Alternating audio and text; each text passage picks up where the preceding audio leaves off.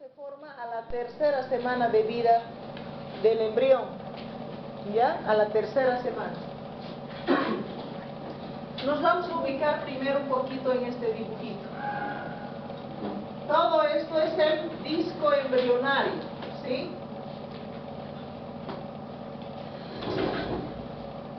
Esto de aquí, la línea primitiva, la fosita primitiva, el nódulo primitivo. Aquí va a venir la membrana cloacal y aquí la membrana bucofaríngea, ¿sí? En este otro dibujo nos ubicamos. Esto viene a ser el ectodermo. Después tenemos el mesodermo, así, mesodermo, y finalmente tenemos el endodermo, disco embrionario, ¿no ven? Para la formación del corazón, lo que nos dicen es de que a la tercera semana de vida del embrión van a aparecer las células progenitoras cardíacas, o sea, las células que van a formar el corazón, a ambos lados de la línea primitiva, a nivel del epiblasto, ¿sí? Ahí aparecen.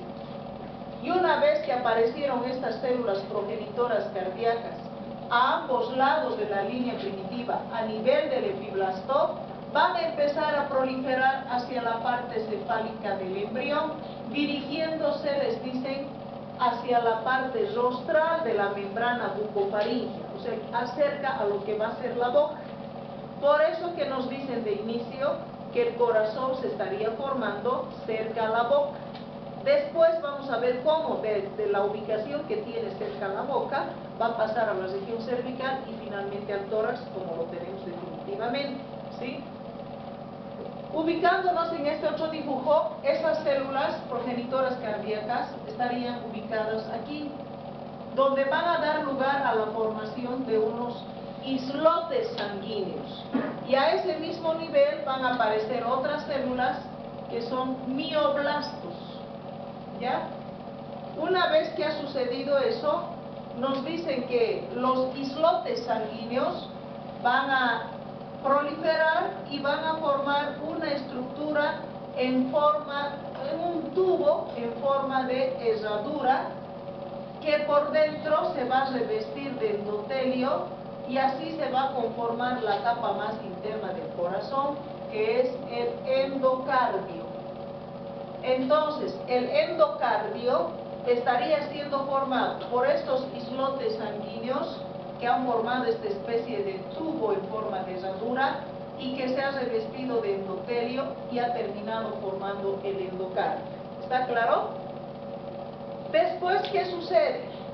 Los mioblastos que están en esta región van a venir y rodear la parte externa de este tubo cardíaco en forma de herradura y van a formar una capa muscular que va a venir a ser el miocardio. Entonces, el miocardio se estaría formando a partir de estos mioblastos, ¿ya? Después, así formado este tubo cardíaco, nos dicen que por uno de los extremos estaría siendo sujeto por unos vasos arteriales, ¿sí? Y el otro extremo está sujeto por unos vasos venosos.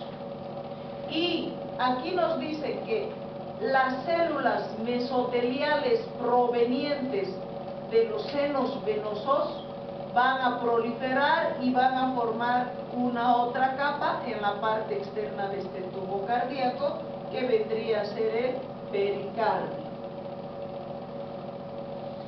Entonces, el pericardio se estaría formando a partir de las células mesoteliales provenientes del seno venoso, que van a venir y formar la última capita del corazón, ¿sí? Así es como se forman entonces las tres capas del corazón.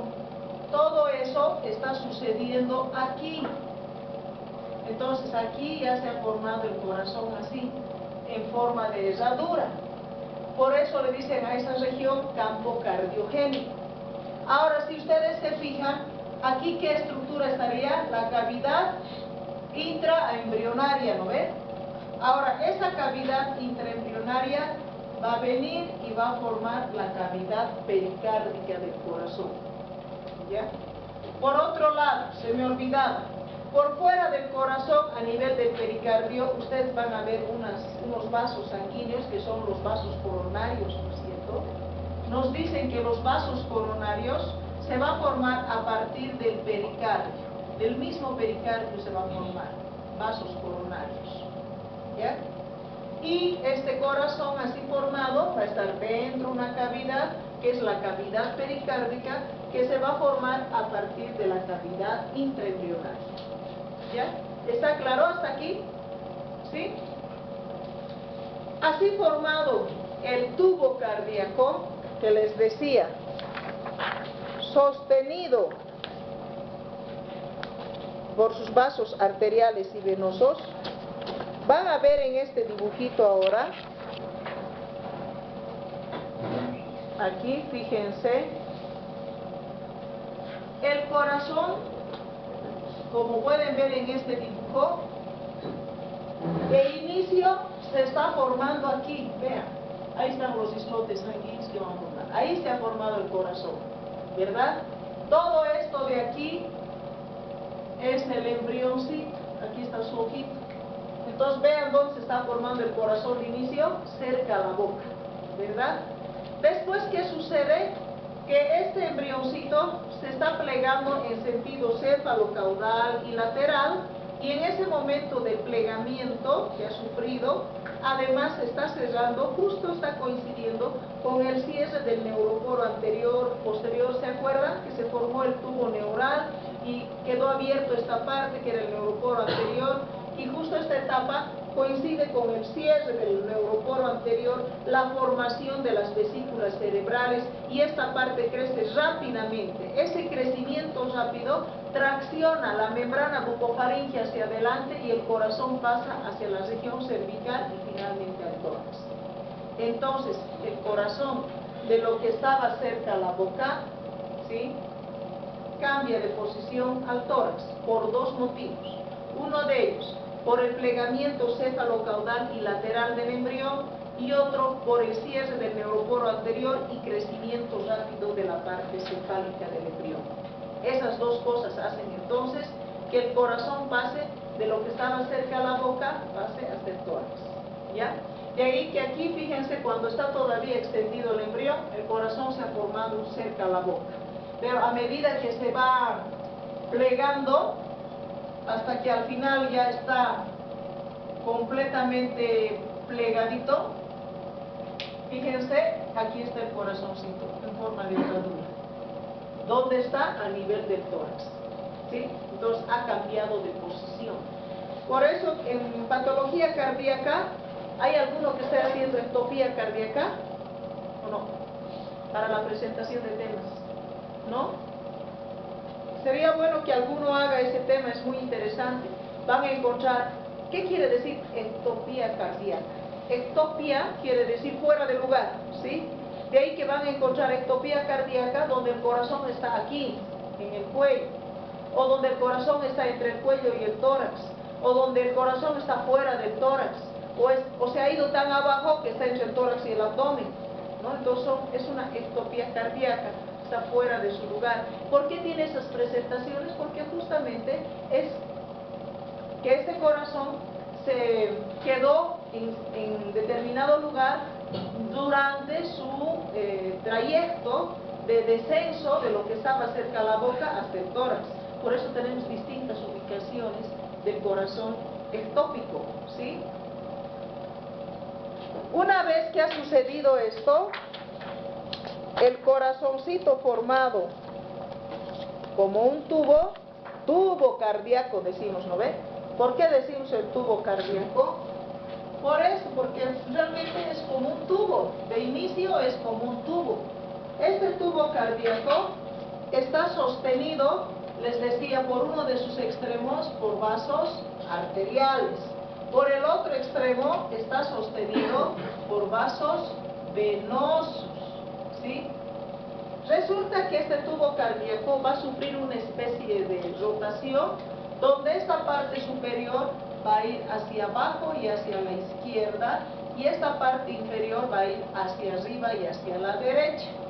Entonces, de lo que estaba así extendidito, esto va a venir aquí y esto aquí y va a quedar así, ¿sí?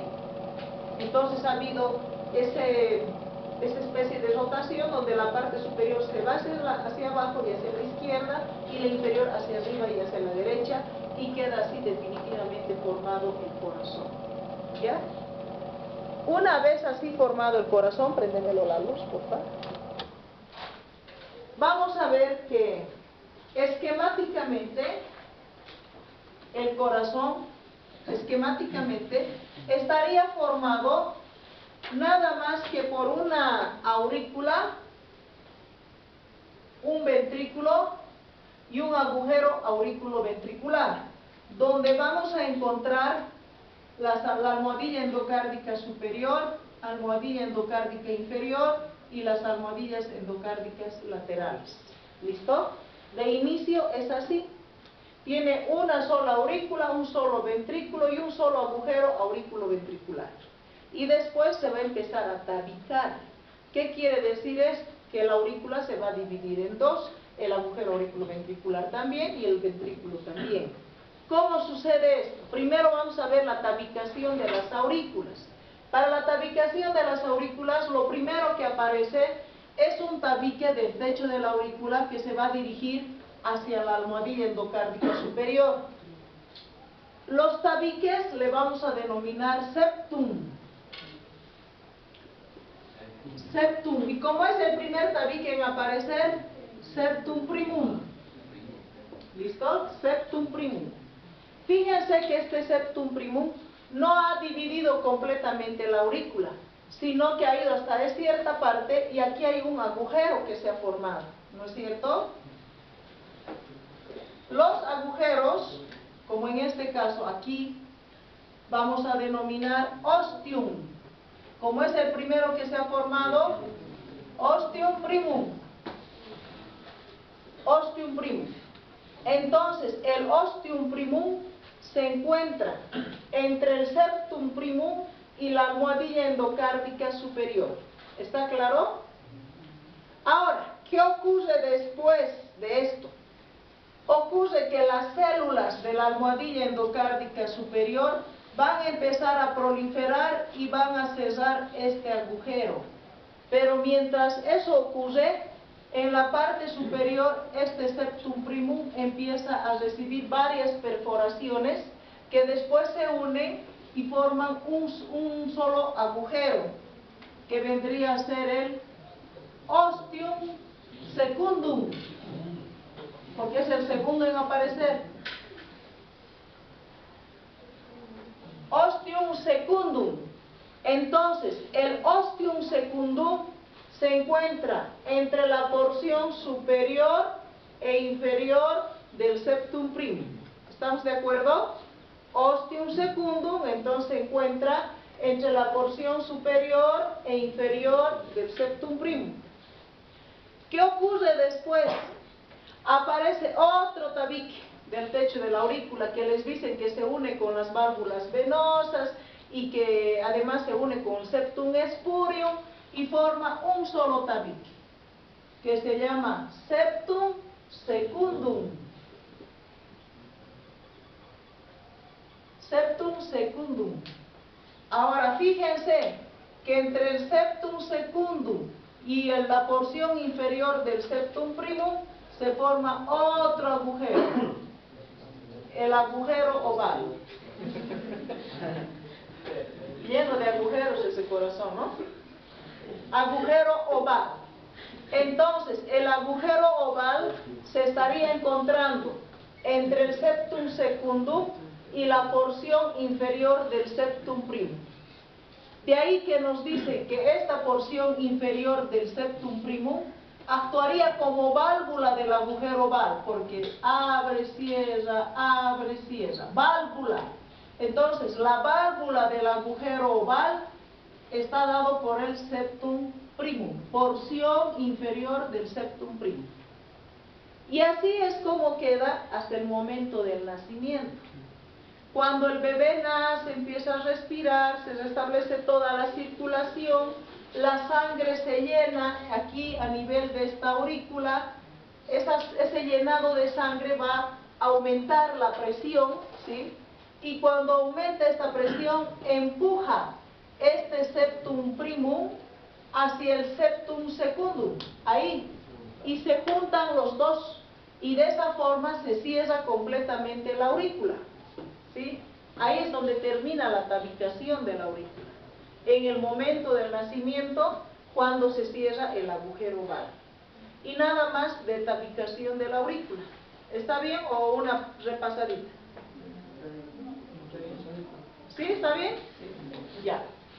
Ahora, a nivel del agujero aurículo-ventricular, hemos dicho que de principio era uno solo. ¿Cómo se tabica? Es bien fácil. Vean, las células de la almohadilla endocárdica inferior van a empezar a proliferar hacia la línea media. Y las células de la almohadilla endocárdica superior también, y se van a unir y van a dividir este agujero que era uno solo en agujero aurículo-ventricular derecho y agujero aurículo-ventricular izquierdo. Entonces la tabicación se lleva a cabo solamente por la proliferación de las células de la almohadilla endocárdica inferior y superior hacia la línea media, ¿sí? A nivel del ventrículo, ¿qué es lo que va a suceder? Ustedes saben que las paredes del ventrículo están formadas por una capa muscular muy gruesa en relación a la aurícula, ¿no es cierto?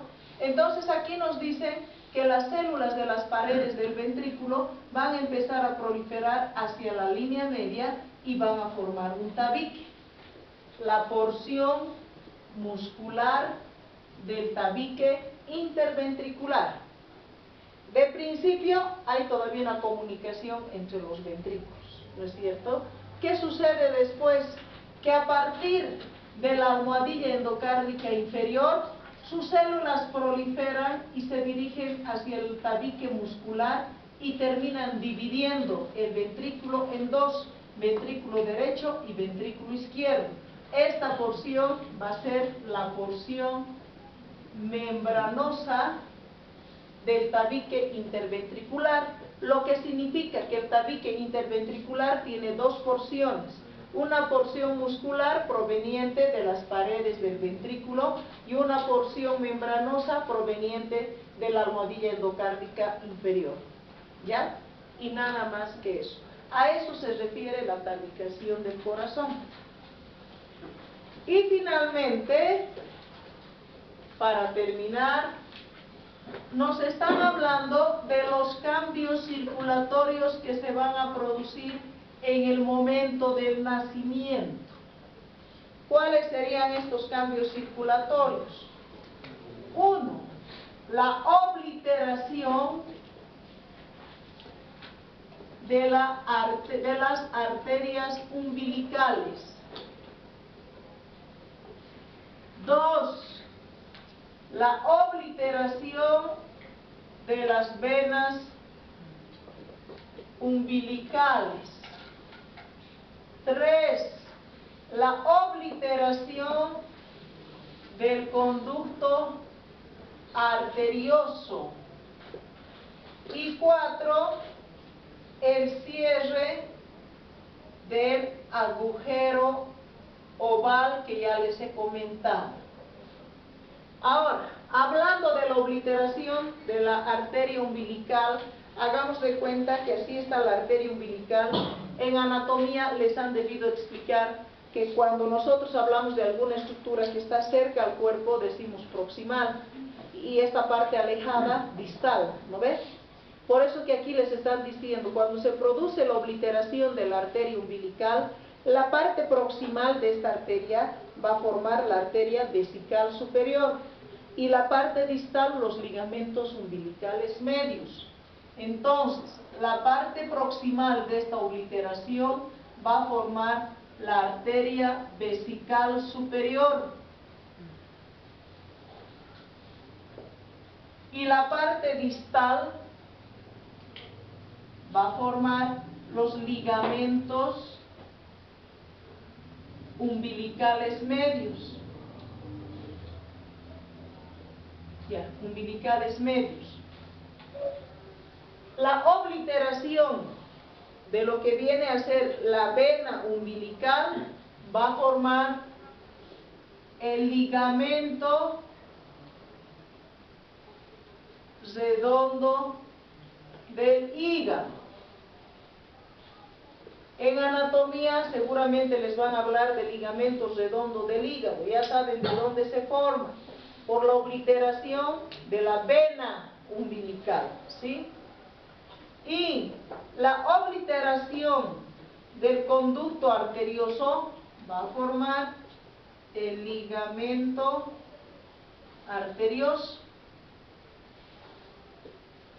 Y finalmente hemos dicho el cierre del agujero ovar, que ya les había dicho que también se lleva a cabo en el momento del nacimiento. Cuando la sangre se llena en la aurícula izquierda, aumenta la presión de esta aurícula y este aumento de presión empuja este septum primum hacia el septum secundum, se pega y se cierra, ¿sí?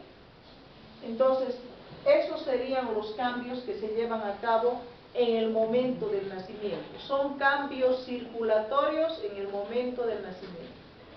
Y respecto a este tema, nada más que eso, ¿sí? La parte vascular creo yo que tiene mucha importancia desde el punto de vista anatómico. Si ustedes reciben un accidentado, por ejemplo, y se ha producido una fractura, ¿sí?, del miembro, tendrán que saber qué arterias, venas, nervios hay ahí que puedan haberse comprometido, ¿no es cierto? No creo que tengan que recordar y de dónde se formaba la femoral, o sea, cómo apareció primero. No, tendrán que directamente recordar qué arterias, qué venas y qué nervios estarían involucrados en la zona, en el lugar donde se ha producido el accidente, ¿sí? ¿Alguna pregunta, duda al respecto? ¿Nada? Despiértense entonces. En la parte práctica, ¿quiénes van a exponer?